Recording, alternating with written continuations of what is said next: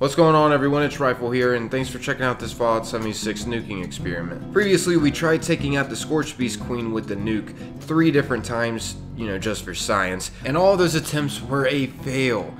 But I do know it is possible to take her out with a nuke. It's just not worth it. Because first off, it's going to take 2 nukes, one to spawn the Scorch Beast Queen in, and the second one to take her out. And you're not even guaranteed to take her out, as my previous video proved. Although the odds may be a little better since they smoothed the frame rate while fighting the Scorch Beast Queen. Still, not worth it. It seems like it's a waste of time at the moment. And not to mention, it kills all the other players around in the vicinity that's fighting the Scorch Beast Queen. Which blows. So please don't nuke her just because there's a potential chance you can kill her. In this one, we're going to be nuking Monongah. Now, there's 2 reasons why I chose this location. First off, I came here just because I was originally going to be showing you all about the unique Vox Syringer that you can get from this location. It's a secret daily quest that you can trigger called Someone to Talk To if you come over to this area. You'll have to investigate a house, and you'll learn about this genius who just went absolutely bonkers once there wasn't many people around. And after a while, he created this interpreter that would allow him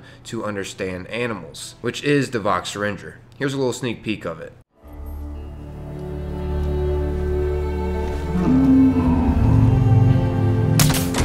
Valid Vox interpreter subject detected. Transmission initiated.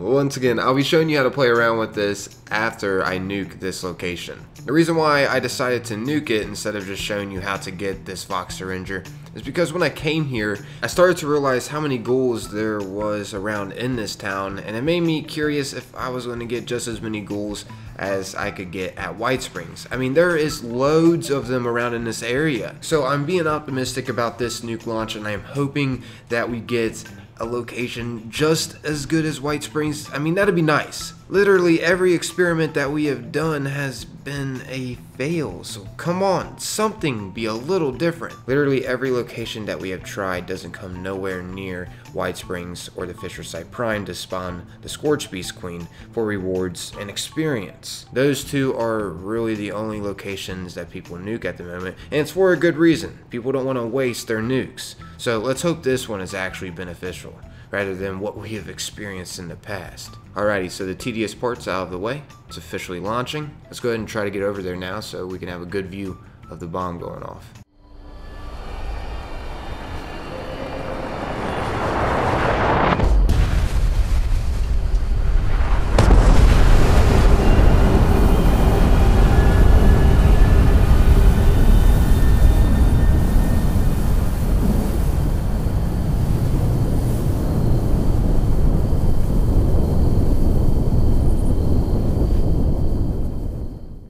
Alright, so the question, is this place worth it to nuke? And the answer is absolutely. First off, the best way to go to this place once it is nuked to encounter the most amount of enemies as fast as possible is heading over here at the Monongah Overlook and just follow the road down until you get to here.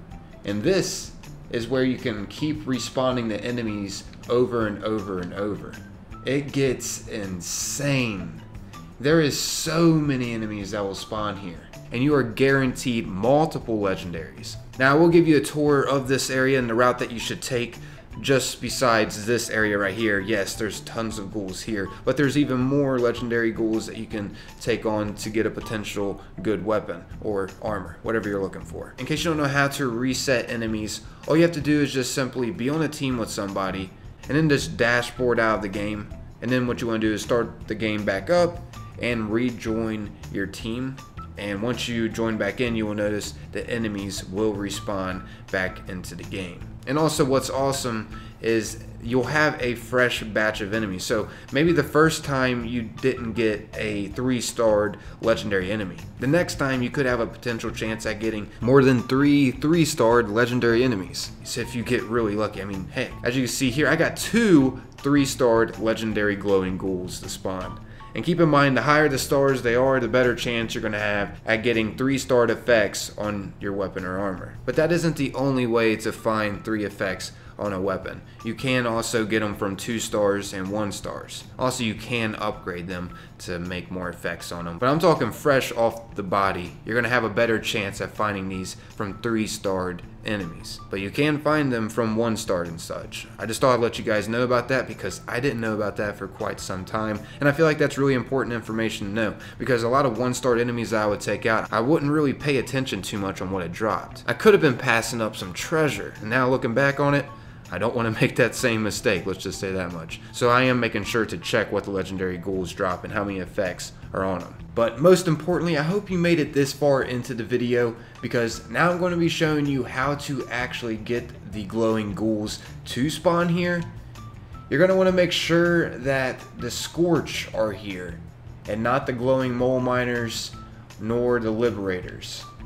As long as the Scorched are here, you're good to go to nuke this area. I will mention I did waste a nuke or 2 here. I didn't realize that was what was causing these not to be glowing ones. But it turns out if there is mole miners or liberators here, do not nuke this location because you're not going to be getting as much experience nor rewards. And while you are here farming for goodies, a safe spot that you can be is on top of any of the cars or roofs around in this area. You can easily take out the glowing ones that are here. Just in case you are a lower level or just don't have high defense or many things to heal you, this is a way you can play it safe against the glowing ones by just jumping on top of things. And a lot of enemies will spawn right here in front of this police station, which there is a cop uniform and a ton of goodies up inside this building, so don't forget to loot this area too. Anyways, once you've taken out these glowing ones that'll spawn here, you want to head up this street, and there will be a few up here that you can encounter, specifically right in front of this deck, so definitely remember to check this area. Eventually though, I like to make my way over to the center of the town. You can have a potential chance at finding a Wendigo at this area, and also there seems to be always a legendary guaranteed over on this deck too. You also of course get other glowing ones that spawn here, but those specifically you have a chance at getting good rewards from. And once again, it'll be completely random. It could be a 1-star, 2-star, or 3-star. Just depends on how lucky you get really. But yeah, from that area, I like to head over here to the liquor store, and there's typically a glowing one inside here that you could take out. And I like to run outside of the store and go across the street here, and there's typically legendary glowing ones around here. And once again, the legendary glowing one can be completely random. It can be a 3-star or it can be just a regular old legendary one. All I know is you will for sure run into a legendary enemy here in this area. But from here, I like to finish the route by running back here and taking out this glowing one inside this building typically. There can also be enemies back behind this house, which this is the house you're supposed to investigate for the secret daily quest that you can do here to allow you to understand what animals are saying. But yeah, typically there are enemies back here as well. I typically encounter super mutant warlords back here. Okay, so before I get into the syringer that allows you to understand animals, I'm going to go over the flora in this area. Also, when you nuke it, there is raw cobalt flux, yellow cake flux, and raw crimson flux. And if you're unsure of what you use these for, sometime in another video I'll explain what all of these could be used for. Anyways, yeah, that's about it for the nuke. Once again, this is just as good as nuking White Springs. It's about time we find another location. Sheesh! Now I wanted to show you guys how to get this Vox Syringer. For those of you that don't know, this is a way you can understand animals. In order to use the weapon, you're going to have to be doing the secret daily quest, Someone to Talk to. Which once again, once you go over to Monongah, a waypoint will pop up on your map of a house that you have to investigate. And on the other side of this house, there's a basement that you can go down into. And this is the home of a mad genius. Absolutely mad. This guy survived the nuclear apocalypse by being down in his basement so much, working on his devices, which one of his devices was a baby interpreter.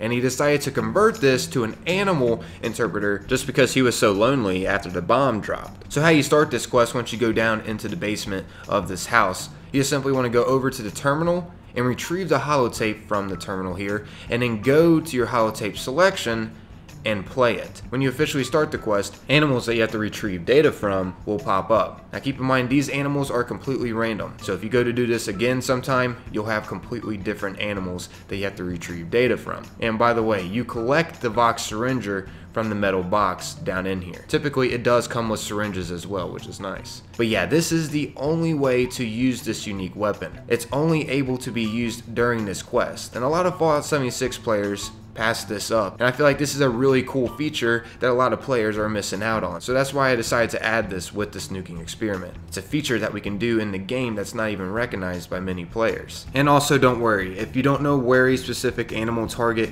is located at, it'll be highlighted on the map for you. So you can just go to that destination and find the animal there. It's pretty straightforward. Also, something pretty neat that I thought I'd add in this video, you can find the Mad Genius's skeleton outside on this wheelchair. And how I know this is him is because one of the logs in the terminal mentions one of the experiments that he did, which was he would be sober and write on a log to himself, and he would get extremely intoxicated and reply back to his sober self. Thought that was a really interesting concept for an experiment, and ironically his device ended up being the death of him because he was out trying to get data from a squirrel, and well, let's just say that hairless mutated squirrel killed him by giving him an infection. I mean, come on, he survived a nuclear apocalypse and then gets done in by a squirrel? What are the odds? So yeah, I thought I'd share that. Anyways, that's about wrapping up this video, everybody. Hopefully you find this enjoyable, and it does help out. If you did find it enjoyable, consider leaving a like. That's always greatly appreciated. And if you want, maybe stick around and subscribe for more Fallout 76 content. As always, that's totally up to you, though. I'm out of here. Thanks for taking the time to watch and listen. Till next time, peace.